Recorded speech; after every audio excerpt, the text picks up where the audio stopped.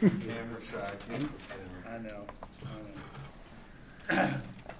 Please welcome one of America's most successful and most interesting and innovative debate coaches from the University of Oklahoma. This is Jackie Massey. So, I guess I want first. Y'all do World Schools debate, right? Yeah. Mm-hmm. What format do you utilize? World Schools. What is it similar to British Parley? Yeah. Yes.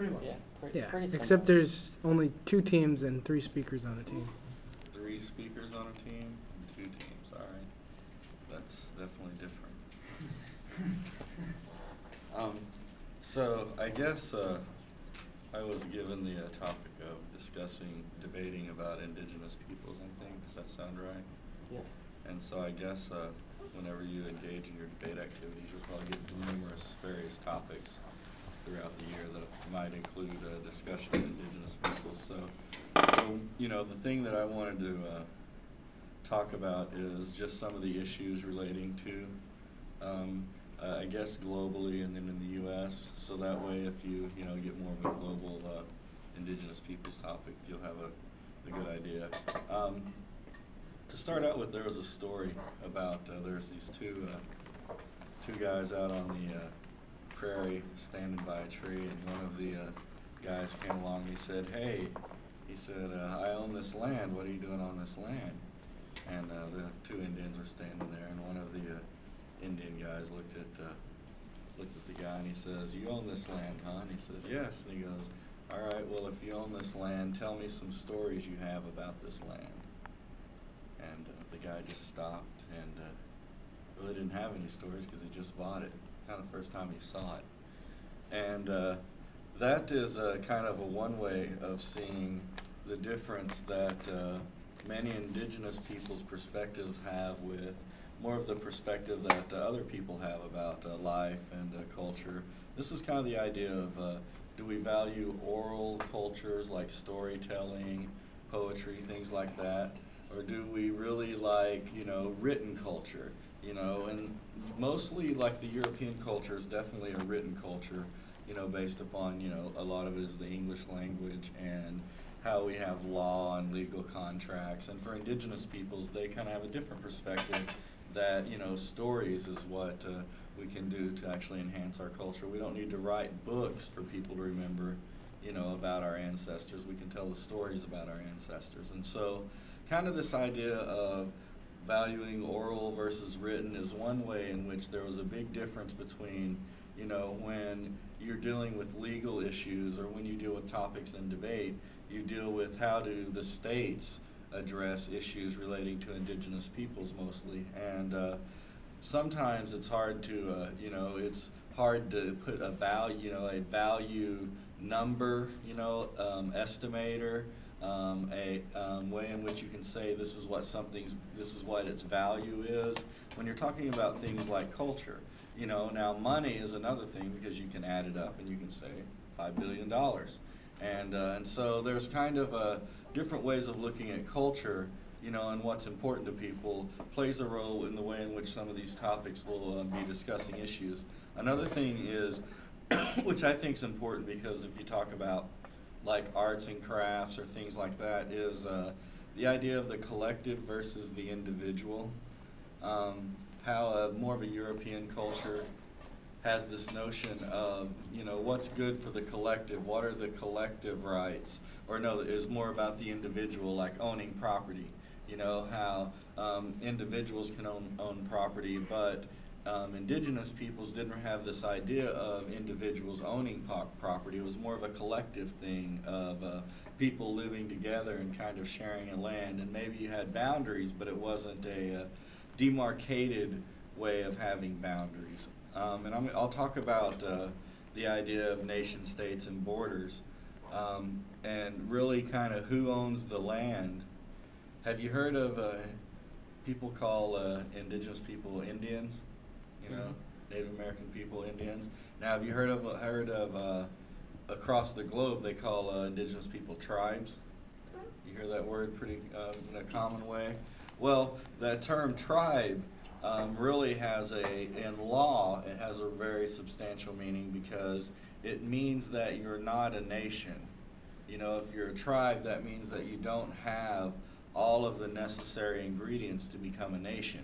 And so when the European people encountered the indigenous peoples, and still today it's an issue that has to be addressed, is as long as indigenous peoples are referred to as tribes and legally defined as such, then they're always considered kind of sub-sovereign or an internal, I guess, internal sovereignty to the major sovereign U.S. And so that definition and that term is something that's really important. And a lot of people write about how as long as you continue to call indigenous people tribes, and that it will always maintain their less than equal status. There's a lot of debates to be had about kind of the clash of civilizations, and some people, they're really, you could fall on either side of that debate. And so obviously whenever you have the indigenous peoples topics, you can take the side of, more of capitalism good, I guess militarism is a way to actually engage in dealing with the people. But if you want to, talk about the side that indigenous peoples have, kind of their perspective on why they might appear in a topic, then you kind of really have to see how there is a difference in the way in which people have a perspective of what life might mean. The idea of sovereignty, have you heard of that term? Yeah. That's kind of a big issue for indigenous peoples because many groups, nations, feel like that they don't really have sovereignty, that they don't really have the ability to make choices on their own, to make autonomous decisions. And that is true for many of the groups that live in the United States, many of the Aborigines in Canada and in Australia.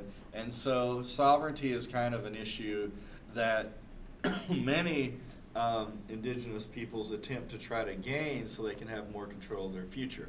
Now, here's kind of the, I guess, it's kind of hard sometimes when you, I guess, when you live a culture and you get so that all you've experienced is the things that we offer. Like people like, y'all like to go camping? Anybody, go camping at all? And that's kind of fun, going outside, being outdoors. However, a lot of people have accepted that our day-to-day activity is we go to college, then we do what? Go to work. Then we go to work, and we do that from 9 to 5 every day.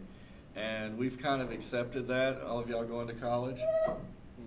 Huh? Going to college? What are you going to do afterwards? Get a job. Oh. And so then, you're going to actually trade time for money is what some people refer to it as. And so in our culture, we've kind of accepted that. We've kind of accepted that, I won't learn how to grow my own food and how to find my own clean water and how to feed myself and take care of myself. But what I will do is I'll go trade time for money, and somebody will give me money and I'll pay somebody else that can help me do it. And so, our culture is kind of, I don't know, maybe created in a way to where we don't have to worry about the everyday necessities of life. If you got a job, then you can pay somebody to make sure that that's given to you or provided to you.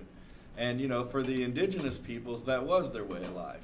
They chose that, instead of me going and having a lot of furs to try to trade to somebody else to get some gunpowder, to try to trade to somebody else to go kill some food.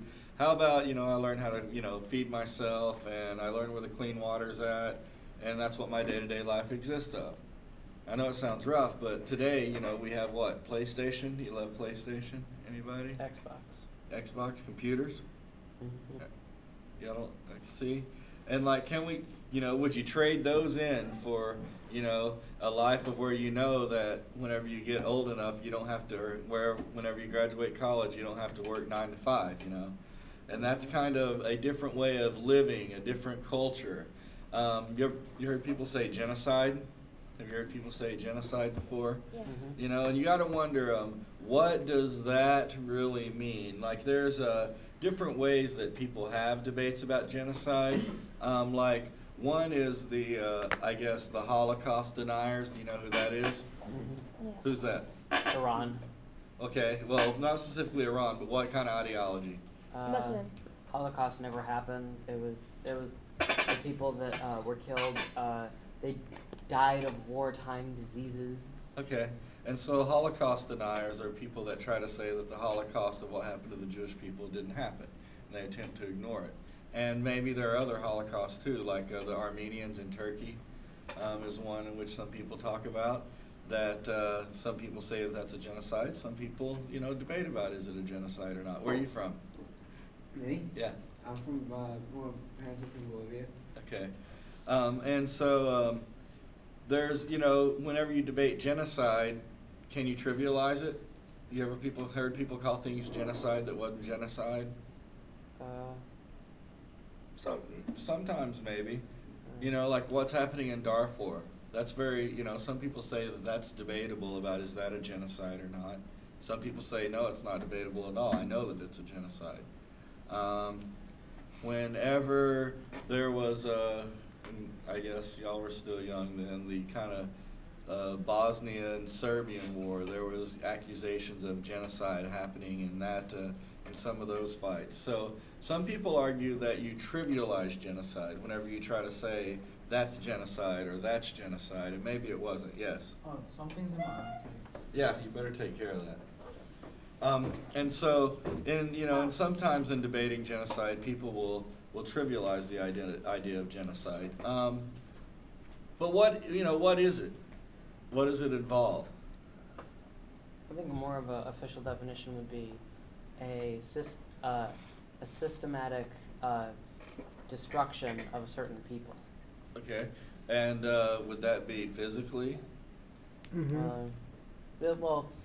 Destruction of certain people's culture, or physical bodies, or both. Okay, what was you gonna say? I was going to say pretty much something he said, just the like killing a large group of people for just the reason of where they come from, or their religion, their ethnic origin, or whatever. And so when people claim, when the word genocide appears, sometimes.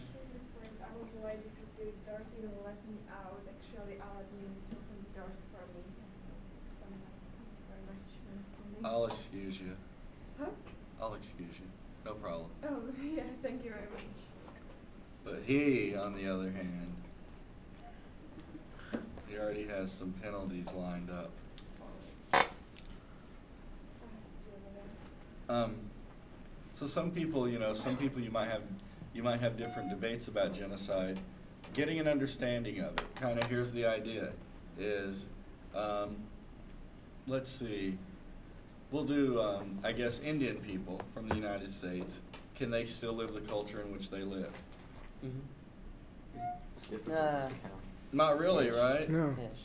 You mean they can't like find an area of land and just go live there as a group of people because somebody wants their taxes,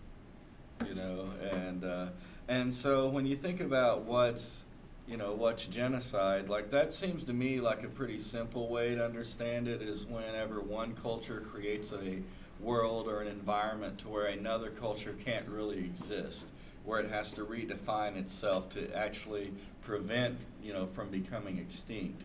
But at the same time, because it can't exist the way that, the culture has empirically existed, some aspects of it do become extinct. And so when you hear people say genocide, then that's kind of one example of how in the United States, the European culture has created a way. Now, is it extinction? No, not necessarily. And that's kind of a difference, that you can that you'll want to see is genocide doesn't necessarily mean extinction of the Indian people. Genocide could happen culturally, but they could still be alive. And so they could still be alive but not be able to practice their culture, which is true in a lot of instances. The petroleum age. Do y'all drive yet? You have to buy your own gas yet? Yeah, you kind of showed up getting your license at the wrong time. I remember when it was like 55 cents a gallon. Imagine that, fill up your car on like $12. And so today, I'm old, but I'm not that old. Today it's like $4 and something a gallon. It was cheap for a long time too. And in the petroleum age, we're definitely facing choices of how much do we consume. So what's the deal? Do you trade cars or drive less? Me? Yeah. Oh, I carpool with some of my friends. So. Okay, so you kind of do. What do? You got a car? What's your name? Ilya. Yeah. Oh no, I don't have a car, No unfortunately. car? I ride my bike. You do? I got a car. I work. Drive less or change what you drive? I drive a teeny car. Okay, so you're kind of set in the first place. A lot of the oil they say that we're going to be able to find in the future, like the untapped oil reserves, actually set under areas on the planet where there are indigenous peoples that still get to actually practice their culture. I know that you've probably watched the different shows on cable to where the two guys go and live with the people that have the sticks in their ears or in their mouth, or so you can see that there are some people that are still living kind of their culture that their ancestors lived years ago. And so there are people that still live differently and have avoided kind of the co-optation. But they say that a lot of the petroleum that's left, the untapped reserves in the world, are actually underneath where a lot of these people live. A lot of the people in South America, and especially in the rainforest areas, it's harder to actually get to. And so whenever, we think about how much do we drive our car and what does it mean to, actually drive your car, it has so much meaning today because, we contribute to what happens when you pay for gas. You tell the petroleum company, hey, I'm going to need some more gas, and kind of we look at it as it was there so I bought it, but do we look at it as I bought it so more is going to be there? And that's kind of an issue that I think we as people living in the United States definitely have to worry about, because we contribute to a lot of we pay for a lot of the things that the U.S. does globally.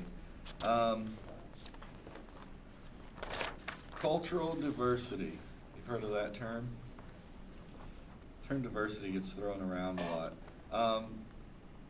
Cultural diversity definitely has to do with, there were, if you think of the different Indian groups that existed before the Europeans, like there was the more of the plains that hunted the buffalo. There was those like the Abenaki that lived in Vermont that were more mountain type of people. And so many of their cultures were based around the environment in which they lived in.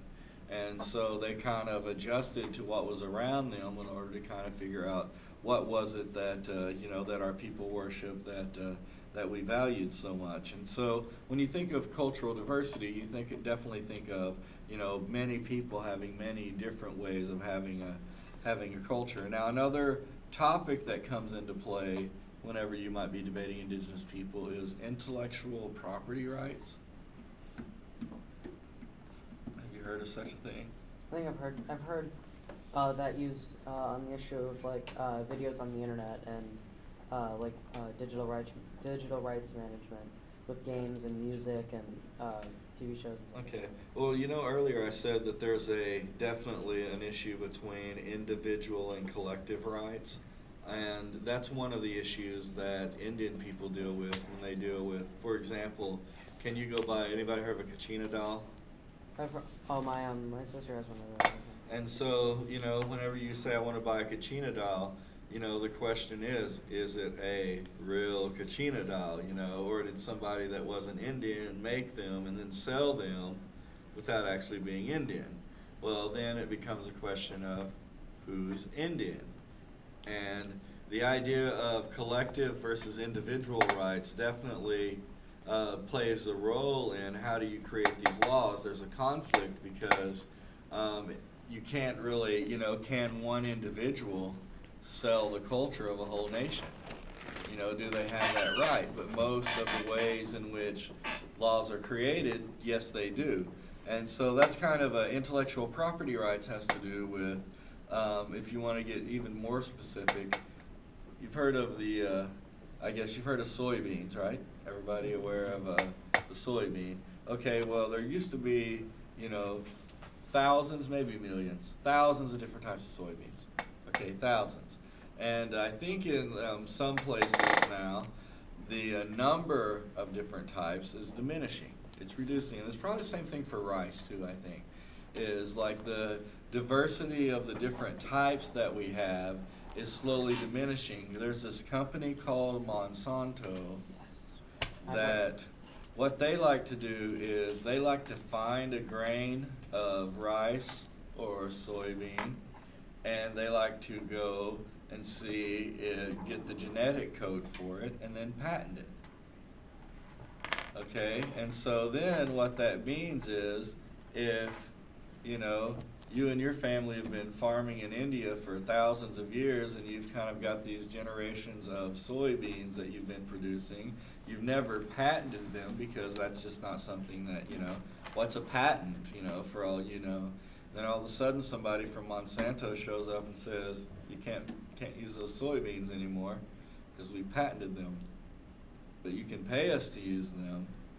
And so then, you know, people lose through intellectual property rights, they lose their ability to have control over things like cultural things like the soybean. And so some of your topics will be about intellectual property rights, and that's kind of a, food is one of the, I think one of the key kind of things or that have to do with intellectual property rights. I mean, I know that, you know, like trinkets, cultural things like the Kachina doll, like, things like that definitely play a role. But I know for a lot of indigenous people right now, it's definitely the stealing of like their staple foods, things like that, and being told that they have to pay for the right to use them.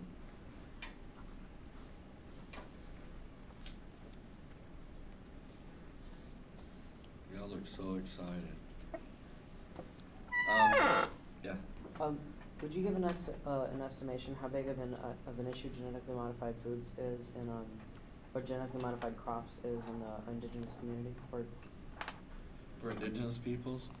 Well, I don't know that it's that big of an issue for those who, like, it's definitely more of an issue for those outside the United States than those in the United States, because those in the United States have been moved from their original location, their original environment, and so not many of them still maintain those ties, especially those that were on the East Coast and got moved west. But it's more relevant to those that live in Africa and in places like India and China, where they've been, you know, like they have sprouts, herbs, things like that, where it becomes a bigger issue for people that you know, do more of the agricultural thing. And so in the United States, I don't know that it's, I know that there might be a couple of groups. The people in the United States, it's, you know, most of their, I guess if you were talking about issues, is definitely about land, you know, and getting land returned. It's kind of like we don't hear some of the stories, you know, in history that happen in the United States. Like, have y'all heard of Yellowstone National Park? mm-hmm. Yeah, no, have you been there? All right, well, Yellowstone National Park, before it was a national park, was actually one of the original Indian reservations from the Indians that lived on the East Coast. And they took them and they put them out in the area that is now Yellowstone National Park. And in the late 1800s, Teddy Roosevelt, maybe early 19, wanted to go take a tour out west, and he saw how beautiful the land was that the Indians lived on. And he was like, we need to save that land. And so they kicked the Indians off and turned it into a national park. And so the idea of, you know, how do we get our national parks, and you know, how do we treat Indian people today? Anybody live in a community where there's Indian people? Where at? Plainfield, Vermont. Huh? Is that Abenaki people? Mm-hmm. What about you? Where are you from? I live right near Foxwoods, so we got the Matchtoga Pequots. Oh yeah, the casino. See, I live in Oklahoma, and they're all over the casinos there. Lived in Oaxaca for a year. Where? In Oaxaca, Mexico. Oh, okay. I've been David to. Ed, right? Sorry? David Ed. Sorry? No, never mind. Tell us your Sure. How far south is that? It's, I would say, one of the southeast parts Yeah. Okay. It's pretty far south, isn't it? Now, where are you Yeah. from? Mexico City. Okay. I've been to the Baja. Oh. That's, I mean, I've been to other places, but not very, that's as further south as I've been. Are any Native American tribes considered nations at all in the United States? Well, there's the Navajo Nation, I think. They call themselves nations, but they're not defined by the United States as a nation. Yeah. I thought the Pequots had sovereignty, don't they? No. Oh, okay. No. Well, they claim, the BIA claims that they all have sovereignty. They're just wards of the U.S. federal government. And so, at the point that they are wards of the U.S. federal government, they actually don't have sovereignty. And so it's kind of like a sub-sovereignty. You heard of blood quantum? Any of you heard of that? Is that like the amount of Sounds like an action generations? movie. Yeah, well, no, it's, if, where are y'all three from? Korea. Korea? You from Korea too? Are you 100% Korean? Yeah. 7/10 Korean? What? Yeah, it sounds weird, don't it? Yeah, that's what they did to Indian people here, is they started quantifying how much Indian blood they had in them based upon if their, if their mom or dad was full-blood Indian or not. So if you had a full-blood Indian marry somebody that was not Indian at all, then you're 50% Indian. You're a half-blood. You ever been half Korean? Half-blood? Do y'all have different groups of people in Korea? Like, just everybody just says Korean, huh? And so, when that's kind of an issue in the United States. Well, if you want to get any type of help from the U.S. federal government, then you have to prove, if it's based upon, agreements with the Indians, then you have to prove that you have so much amount of Indian blood in you. And so they use the blood quantum to determine how much Indian blood you have. Yes? What is that amount? For? For? No, I don't know. Oh. It depends. I think it's 2/3. Or it's either 2/3 or 1/4. I'm not for sure. And I know there's a big difference. When, like Oklahoma, y'all know the story of Oklahoma? No. About, it used to be, they used to call it Indian country, which is where I'm from. And so it was staked out, and that's where they would keep, have you heard of the Trail of Tears? I've heard of it. All right, well, the Trail of Tears is where the people in Georgia decided that they were going to make Georgia a state, and the Indian people needed to go somewhere else. And so they sent them to Oklahoma. And really, the interstate I-40 that runs from Oklahoma to all the way through North Carolina was actually the original Trail of Tears. They made an interstate out of it after so many people went down it, those years. And so Oklahoma was kind of where people started sending the Indians that were east of the Mississippi. And so Oklahoma ended up being a place where there were 50, 60, 70 different Indian groups that were sent out there. And then in 1920, they decided they were going to make Oklahoma a state. And so in doing that, they said every Indian had a right to have 30 acres. No, it was 180 acres is what it was. And so they gave them, all the Indian people that applied 180 acres, and then the rest of the land they opened it up for people to do the land run. So that's when you hear about the Oklahoma land run, I guess, is where they said free land for everybody, but it's actually the Indians' land again.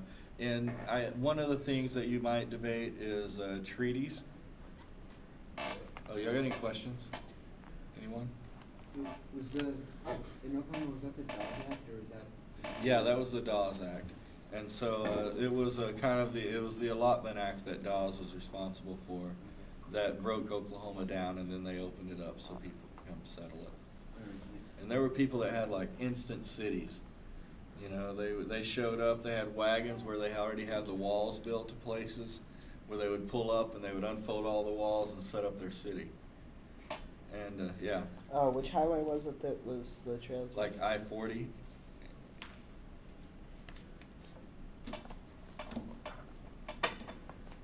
What's the BIA? The Bureau of Indian Affairs. That is the organization that the federal government created to take control of the Indian people. And so they were, you know, they were responsible for supposedly fulfilling the end of the treaties. Like people were promised like buffalo and all kinds of things whenever they signed their treaties, and the BIA was responsible for providing those things.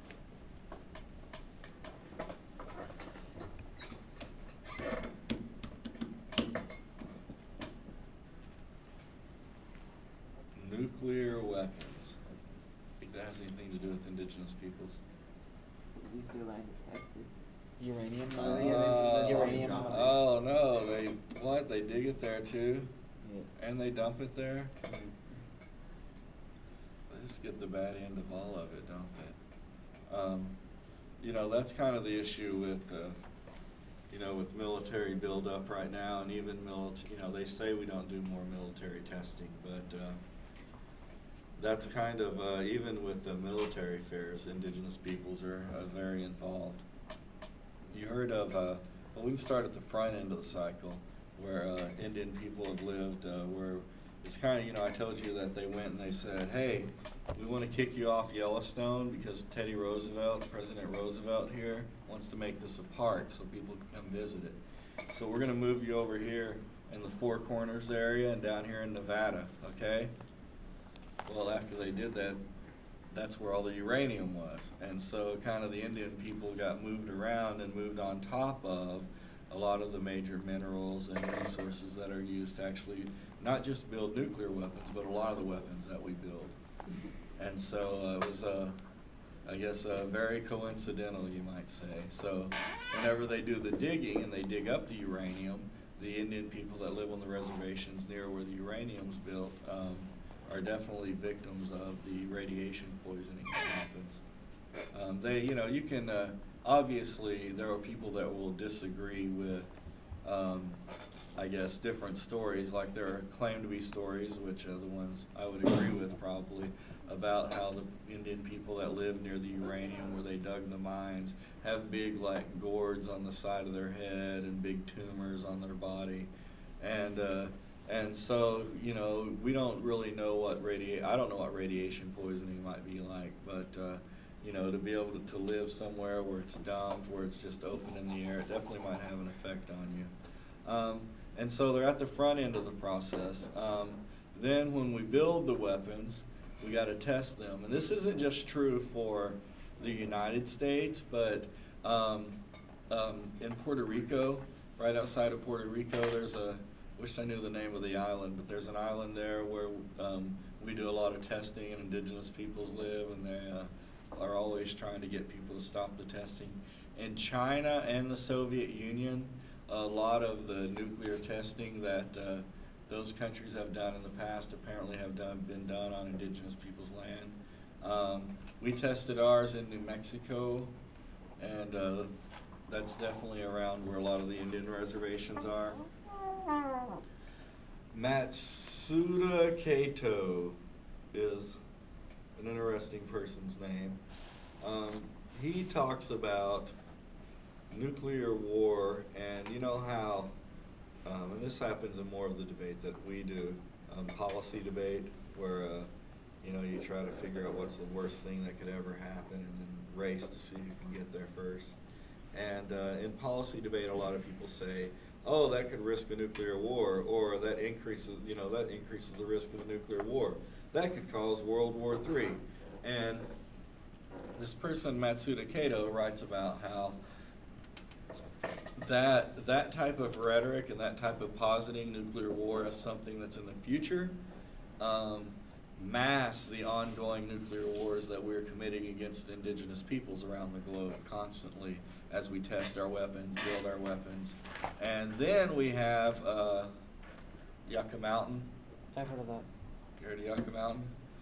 Yep, that's where we want to dump the uranium. Guys, you've all heard of Yucca Mountain. Given Gina's lecture the other day. Yeah. Yucca Mountain. See, and you know, a lot of some of the debates about, especially like the Indian people in the United States and the indigenous people in the United States, is, and you'll find this maybe in the casino debates, but definitely the issue of the Yucca Mountain or other places where they want to dispose, is should these nations sell out to make money? You know, not all of them will, but some will. And just because the Utes in Utah decide that they want to sell out to have their uranium dumped there, doesn't mean that all Indian people want to sell out to have their uranium dumped on them. And so sometimes some nations feel like that they have to make decisions, you know, that are best for their nation. The casinos, you know, that's something that, I mean, you know, traditionally Indian people have always really liked to gamble, play games, and, you know, have fun. And it seems like the casino was a way that they could make money back from the white people, in my mind. And so they, you know, in Oklahoma, they're everywhere, because as long as the Indian nation has land in different areas, then they can build a casino on it. And a lot of people, you know, a lot of Indian nations claim, look, we don't have much. You know, all we have is what rights we can gain legally, and we got to take those rights and attempt to build some sovereignty. Now, in a capitalist society, one way that you build sovereignty is you have money. You know, unfortunately, that's kind of the way in which you have to survive in a way. And so some see the casino as a way in which they can enhance their sovereignty.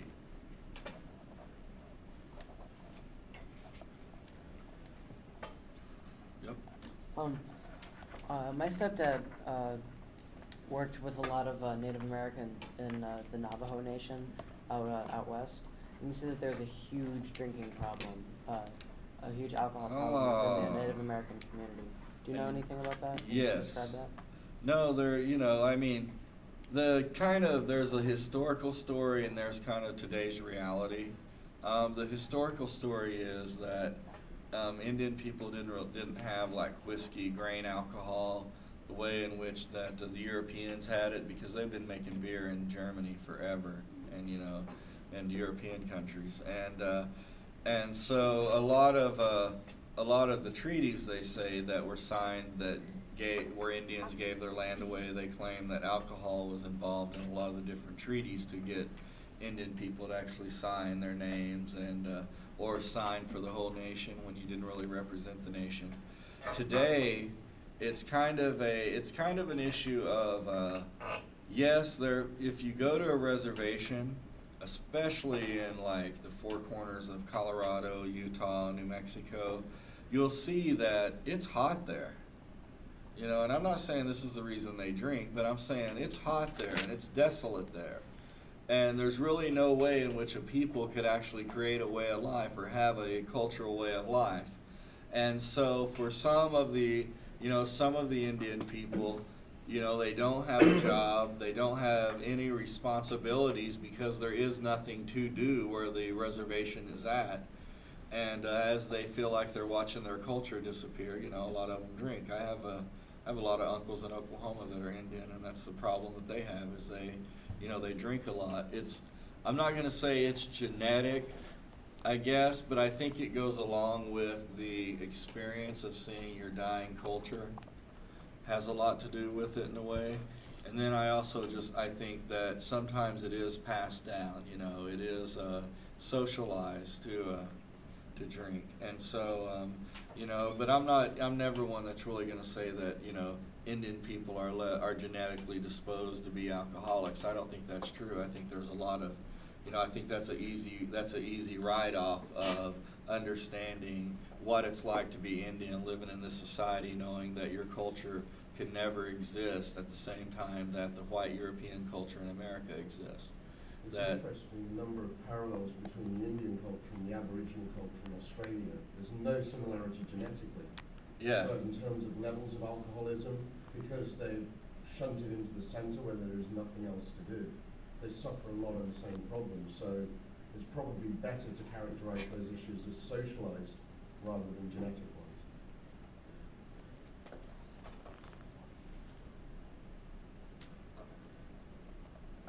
to talk about the Indian Child Welfare Act, but I don't know that I remember enough about it to actually talk about it, so I don't want to lie. Anything would be good.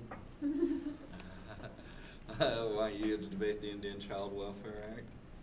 Wait, what? And so, I guess, you know, it's hard. I guess I'm going to guess most of you are between the age of 15 and 17. Is that about Yeah. right? No, I'm 14, but I'm I would be 14. the anomaly. All right. And so, you know, like a lot of the times you never have to really understand what is cultural imperialism. I mean, you just kind of, you hear about it, you maybe say the word, you read about it, but to really, you know, to understand it is definitely thinking pretty deep.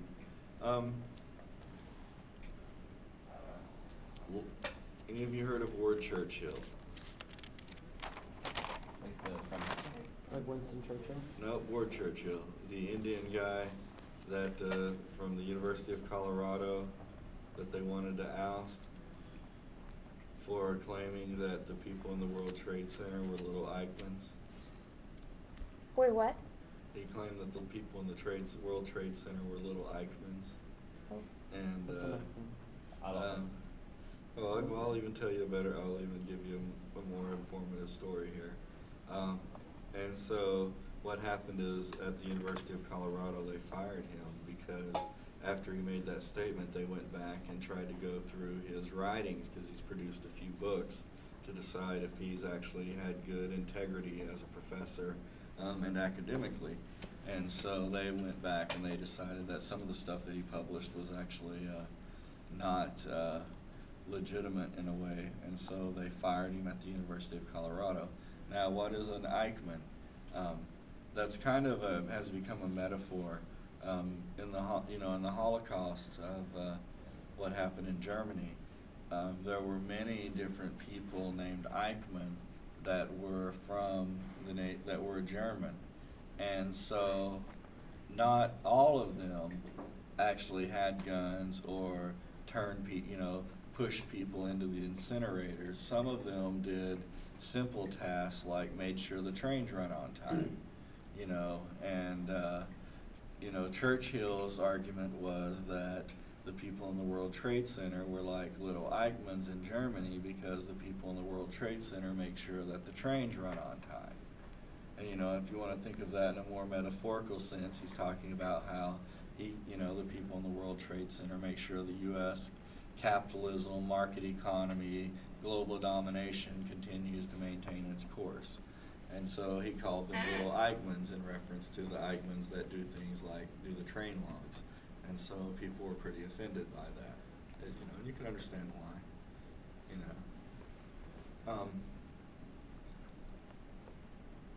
Any questions? Yes. In my state, like the Pequots, I know that the like if depending on your blood equity or Blood quantum. According to your blood quantum, you get a certain amount of money every year. Is that part of the Welfare Act, like part of the federal government, or is that because the casino is so successful? That is probably what the people in the nation get from the casino. I think it might be part of an original treaty, that was established. There are, like we've heard of, we have treaties that gave away land. There are kind of a reference to two different types of treaty. There's ceded treaty lands. In other words, those lands to where it's not controversial that the Indian group, the leaders of the Indian nation actually said, yes, we give you our land. We understand you will kill us if we don't give you our land. Those were the ceded treaty lands. There's the unceded treaty lands, which are the treaty lands that people claim the Indian people never agreed to, that they were forced upon the Indian people. And so there wasn't a big meeting amongst all the people of a nation, and then they said, yes, we should do this. Now, Ward Churchill, who I talked about, he talks about how law could be effective in actually trying to get Indian people's land back. And one of the things he says is that we can use law, legal jurisdiction, things like that, to actually get back unceded treaty lands. And so he writes, you know, he gets pretty radical, writes about how you could do that and we could probably eliminate a lot of the bad of the United States, and the Indian people would be the wealthiest because, you know, he has an interesting parallel about how they sit on top of like 65% of the nation's non-renewable resources, but yet they're the poorest minority group in the nation. And so that's kind of you know, an interesting way of looking at, I guess. And then there's, you know, there's the culture thing, like, you know, what do you value? Do you value going fishing and hanging out in the woods, or do you value having electricity and, you know, playing Xbox, you know, or PlayStation? And a lot of us, we only learn to value one culture. You know, it's kind of streamlined onto us, and that's what we do. And then we don't get to, you know, we don't get those choices. And as our culture lives, you know, other cultures definitely struggle to live. What other questions? Come on, I can't talk about this for an hour and a half, so. What about you? You want to debate? I'll debate you in your format. They debate weird outside of the United States. Not as weird as y'all, though. 3 people on a team. And 2 teams? Yeah, Mhm. yeah, 2 teams. So do y'all actually get to travel globally and debate each other? That'd be nice. Someday. Eventually. Isn't there like a World Schools World Yeah, Championship? it's in Washington this year. Oh, it is, so you could go this year, huh? Could go and watch. Give you something to shoot for. What, you don't think you're good enough? No, I don't think I'm good enough. Oh my, you're only human. Yep. I know this is not set up as like your area of expertise, but tomorrow we're supposed to argue like, actually it's probably, no, but like tomorrow we're doing debate on whether. No, I'm gonna talk about debate now. I'm gonna get okay. off this Indigenous people stuff, but go ahead. No, I was just So, gonna say like tomorrow. since I got you here, I'm a debate coach, so. No, but I mean like tomorrow we're debating like whether we should apologize for genocide or not. Yeah. We have a lot of like good Hang arguments. on, that's not the motion. Oh, it's not. The motion No. about genocide. If we No. should Or not about the apologize Indian. to them, Apologize to the Indians for. About whether we should apologize to the Native American people. Yeah, that Alright. was that. Well, just apologizing in general then I guess, but like Man, I'd hate to get the other side of the topic. Yeah. yeah, I mean. Why should we not Why apologize? should we Yeah. not apologize? Because we're awesome. Yeah. Might makes right. Is that the reason? Is it possible, guys, to make the argument that by apologizing, all we do is assuage our middle-class white liberal guilt, that we think we can make it all better by making movies like Dances with Wolves? Like that was basically Hollywood saying, you know what, there's no longer a problem anymore because we made a 3-hour epic with Kevin Costner. What does an apology achieve if we don't do anything practical? Right, I was about to say, I'm playing devil's advocate, but that is an argument we should make, but you don't have to apologize. People call that white guilt. Yeah. Is the No, argument? no, in no. the I'm not argument. saying that white guilt necessarily is a bad thing. The idea that we can get rid of that feeling of Yeah. guilt just with an apology. Like, how does that help the Native American peoples today? If we go, you know what? We screwed up 200 years ago. Does it change anything? And are we in a position to do anything practically? Question. Yeah. Is on the other side of the debate that we shouldn't apologize, could we say that we should do more than apologize, or should we? That might be a position you can take. It depends on your team and how you want to run your team. I would say you shouldn't apologize, you should get off the land. Well, I mean, that's my team's argument, that's what we do, that's our, that's what we win a lot of debates on, is we debate Indigenous people, like, well, we make the debate, whatever you wanna talk about, we say that, that the first thing that should be discussed is that we're on stolen land, and that any agreement or solution that you come up with will still be a solution that benefits from all of the pillage of the Native American. And also think about if you have a federal government that's willing to take land away from people who have settled it, possibly illegally, what's going to be the effect of that? Like, how is the person who's living in California now going to feel about, well, it wasn't my fault, I wasn't here 200 years ago. I bought this land. I've got a contract. But that contract is still stolen, it's just passed down. So do you get to blame the children of people for the sins of the father? The guy moved from Ukraine to like Oklahoma. If he's like an immigrant and he buys land that used to be Native American, why would he think that he needs to apologize? Was there any like area of the U.S. right now that wasn't inhabited by Indians, or was it completely populated? I think it was pretty much completely populated. They say that there were thousands of different like groups that had their own language, you know, own small culture. You know, many of them interacted, but there was really none of them that interacted with all of them.